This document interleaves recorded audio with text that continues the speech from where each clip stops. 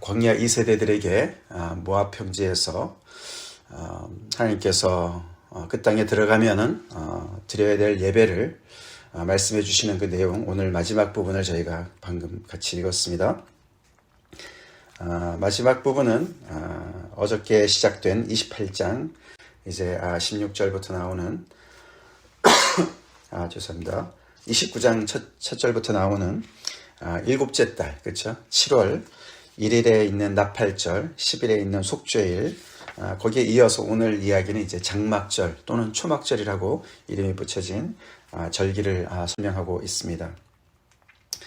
7월 한 달에 굉장히 중요한 그런 절기들이 이렇게 몰려져 있죠.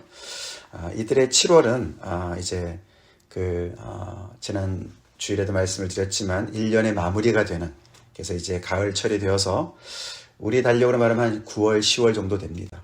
그래서 이제 가을의 추수가 이제 끝나는 그런 때를 이야기합니다. 추수 때가 되면은 우리도 그렇지만 이제 비가 오지 않잖아요, 그죠? 비가 오지 않고 이렇게 가을의 그런 따가운 햇볕을 통해서 이제 많은 그런 곡식과 과일들이 잘 이제 익지 않습니까?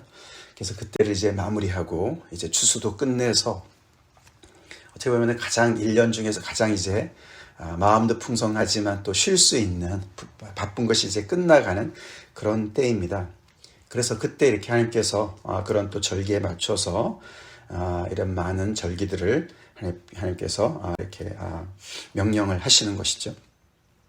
그래서 7월 1일은 이제 나팔절로서 이제 그들에게 안식을 또 이제 그 쉼을 이야기하고, 이제 7월 10일은 욤키퍼라 그러죠. 욤키퍼 속죄일로 해서 그때는 이제 1년 중에 가장 이제 정말 스스로를 괴롭게 해서 금식하면서 정말 자신들이 하나님 앞에 거룩하게 살려고 했지만서도 또 지은 죄들이 있는 것들을 기억하면서 성막부터 시작해서 모든 그들의 그 정말 1년 동안 쌓여있는 모든 죄를 하나님 앞에 이렇게 정말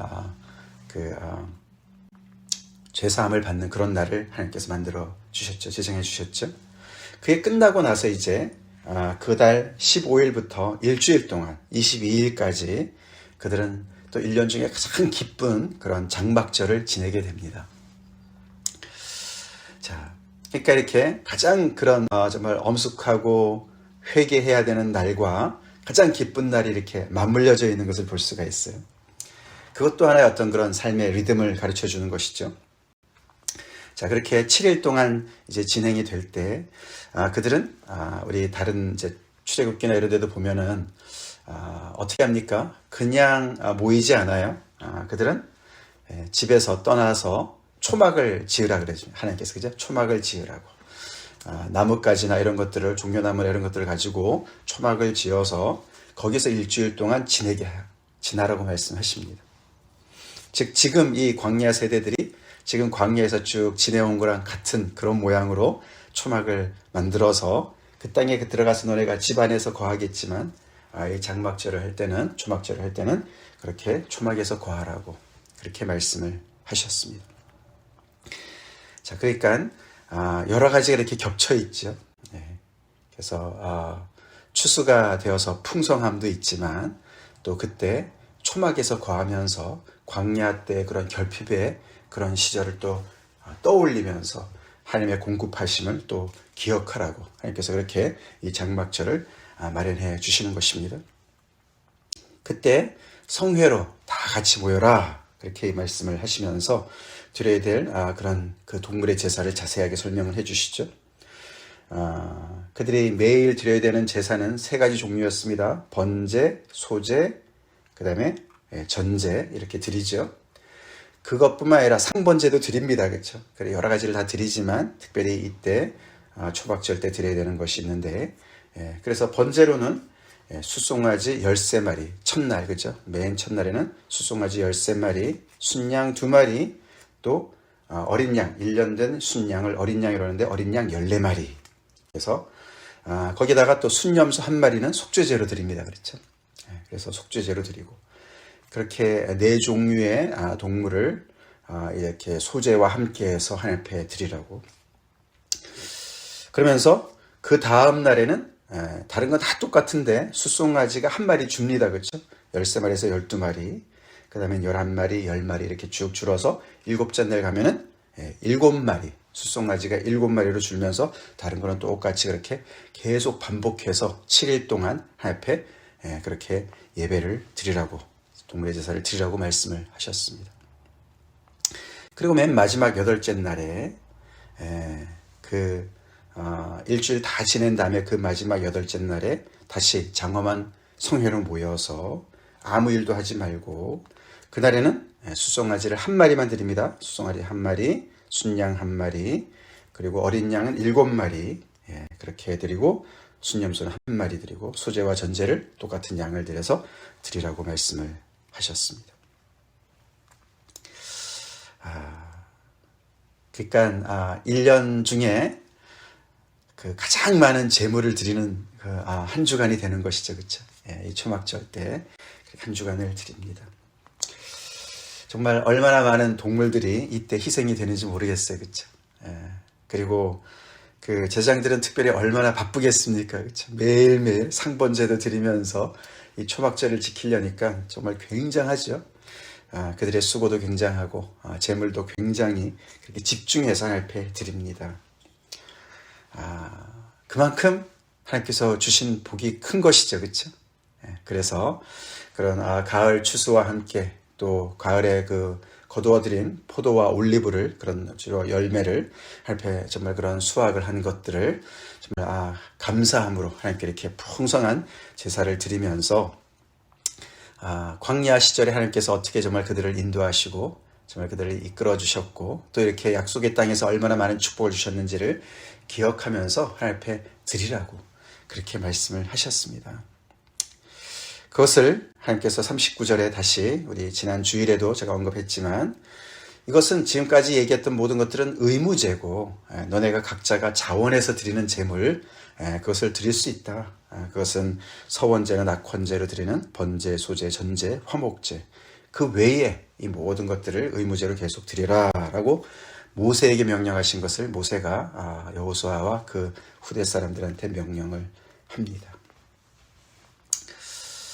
참 귀한 정말 그런 기록이죠. 이 풍요 속에서 이런 예배를 통해서 그들은 정말 이 풍요를 주시는 하나님을 기억했으면 했습니다. 그렇죠?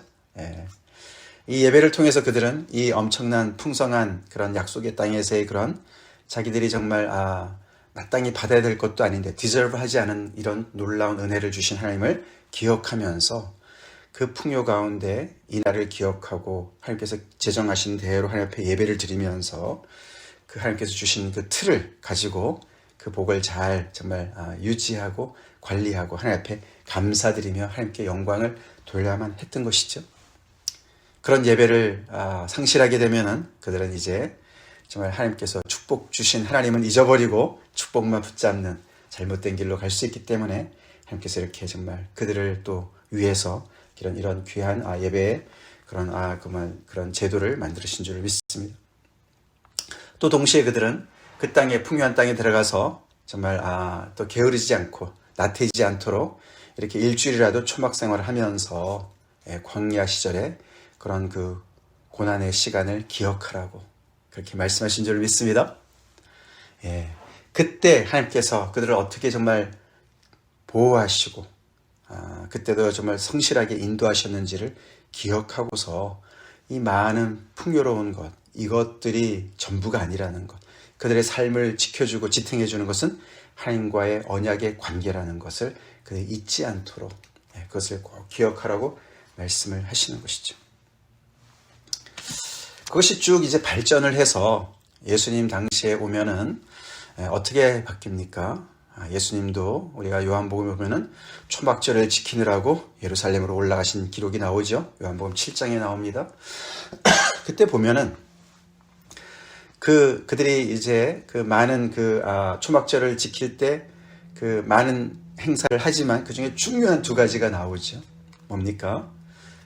그 실로암 물을 떠다가 제단에다가 붓는 그런 물을 붓는 그런 의식이 있었고, 그 다음에는 어두울 때 초막 생활할 때 어떻게 불을 밝히는 그 두 가지 행사가 있었어요, 그렇죠? 그 두 가지 행사를 예수님께서 보시면서 그것에 빗대어서 말씀하지 않습니까? 특별히 마지막 날, 명절 끝날에 8일째 되는 그때에 예수님께서 많은 사람들 앞에 외치셨습니다. 누구든지 목마르거든 내게로 와서 마시라. 그 말씀을 그때 하신 거예요. 누구든지 목마르거든 내게로 와서 마시라. 광야 생활에서 가장 중요한 것이 물이 아니었겠습니까? 그렇죠? 빛이 아니었겠습니까? 두 가지죠. 광야 생활에서 가장 중요한 두 가지, 물과 빛. 바로 예수님이 거기에 빗대어서 내가 바로 생수다. 목마른 자는 누구든지 나한테 와서 마셔라. 나를 믿는 자는 성경의 이름과 같이 그 배에서 생수의 강이 흘러나오리라. 결국 이것은 성령을 두고 하신 말씀이다라고 말씀하십니다. 광야 생활, 그들에게 정말 실질적인 물도 필요했지만 결국 그것은 정말 예수님이 필요한 인생을 나타내 준 줄 믿습니다. 거기에서 예수님은 이어서 8장에 들어가셔서도 나는 세상의 빛이다. 나를 따르는 자는 어둠에 다니지 아니하고 생명의 빛을 얻으리라 라고 말씀을 하셨습니다. 광야 생활 때 이스라엘 백성들을 불과 구름 기둥으로 그들을 인도하신 하나님 우리가 기억합니다. 밤에는 빛으로, 불기둥으로 그들을 따뜻하게 보호해 주시고 그들을 인도하신 하나님, 결국은 그 모든 것들이 세상의 빛 되신 예수님을 나타내시는 것이었다라고 예수님이 말씀하시는 것이죠. 우리의 정말 갈증을 해결해 주시고 해결해 주시고 또 우리의 어둠 속에서 빛이 되시는 예수님, 우리의 삶의 필수가 되시는 예수님, 우리의 생명의 근원이 되시는 예수님을 이 요한복음 7장에서 8장에서 말씀하고 계십니다. 결국 광야를 지나면서 이스라엘 백성들에게 가장 중요했던 그런 정말 그 모든 그 공급을 정말 하나님께서 결국은 예수님을 통해서 주신 것을 우리가 알 수가 있어요. 그렇습니다. 우리 예수님을 얼굴에 대하기 전까지는 이 땅에 살아가는 것이 다 광야 같은 삶이죠? 그렇죠? 그래서 우리는 그때그때 또 정말 갈증을 느끼고 목말라 하며 또 갈 길을 몰라 헤맬 때가 많이 있습니다. 근데 그럴 때마다 우리와 동행하고 계시는 예수님, 우리의 생수 되시는 예수님, 우리의 빛 되시는 예수님 앞에 나가면 될 줄로 믿습니다. 아멘. 그뿐만 아니죠. 예수님이 나에게만 그런 분이 아니라 정말 누구든지 목마른 자들에게 다 해당되시는 분이시고 어둠 속에서 헤매고 어둠 속에 갇혀있는 모든 사람에게 빛 되시는 예수님이기 때문에, 세상에 빛 되시는 예수님이기 때문에 그 예수님을 우리가 소개해야 될 줄로 믿습니다. 그 주님을 온전히 우리가 소개해서 주님을 전하는 우리가 되야 될 줄로 믿습니다. 이 뿌리 깊은 이런 정말 하나님의 그 구원의 역사 속에서 그 모든 것을 성취하신 예수님을 우리가 받아들인 것이죠. 믿게 된 것이죠. 그래서 우리가 구약의 말씀을 알면 알수록 우리 주님을 믿는 이 복음이 얼마나 풍성한, 정말 뿌리 깊은 하나님의 그 구원의 그 정말 그 섭리 가운데 이루어진 그런 성취된 것인가를 우리가 다시 한번 되새겨 보는 것이죠. 오늘날 우리는 어떤 수확을 하고 있습니까? 물론 우리도 추수감사절이 있고 한국에는 추석이 있습니다. 근데 우리의 인생 가운데 어떤 때 우리가 가장 그 추수한 그런 그 기쁨을 하나님 앞에 어떻게 우리가 드리고 있나? 하나님이 주신 풍요 속에 우리는 하나님을 잊지 않나? 우리가 하나님께서 복을 주시면 주실수록 우리는 더욱더 하나님 앞에 풍성한 예배를 드리고 있나? 헌신을 드리고 있나? 그걸 우리가 다시 한번 뒤돌아봅시다. 다 같이 기도하시겠습니다. 하나님 감사합니다. 계속되는 민수기 말씀을 통해서 백성들의 예배를 정말 명하시고 받기를 원하시는 그 하나님의 말씀을 저희가 대합니다. 하나님, 이들에게 풍성한 복을 약속하시고 그뿐만 아니라 아버지, 그 복에 정말 취해서 복이 오히려 독이 될까봐 염려하시며 그 언약의 정말 주체자 되시는 하나님 앞에 이렇게 정말 절기 때마다 챙겨서 예배드리라고, 앞에 나오라고, 그 언약을 꼭 붙잡으라고, 그래서 그 복을 계속 누리라고 말씀하시는 하나님의 아버지 그 정말 사랑을 저희가 느낍니다. 이 모든 것을 성취하시고 단번에 제사를 드리셨을 뿐만 아니라 정말 아버지 생수가 되시고 빛 되시는 그 정말 우리 주님께서 아버지 하나님이여 정말 우리에게도 이런 놀라운 아버지 말씀으로 또 아버지 우리를 깨우치시고 그 하나님 앞에 온전한 정말 산 제물로 하나님 앞에 예배드리라고 말씀하시는 주님 앞에 나옵니다.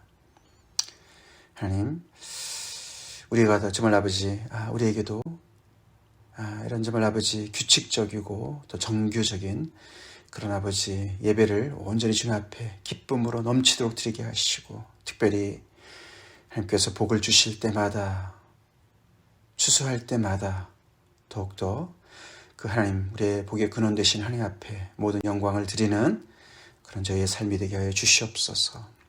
오늘도 우리의 생수가 되시고 우리의 빛 되시는 주님을 우리가 높이며 그 주님을 의지해서 살아갑니다. 아버지 우리의 배에서 생수의 강이 흘러넘치길 원합니다. 성령의 충만함으로 오늘도 채워주시옵소서. 어둠 속에 있는 우리들을 오늘도 빛 가운데 인도해 주시고 아버지 참빛 되시는 주님을 오늘도 증거하는 우리의 복된 삶이 되게 하여 주시옵소서. 예수 이름 받들어 간절히 기도를 올리옵나이다. 아멘.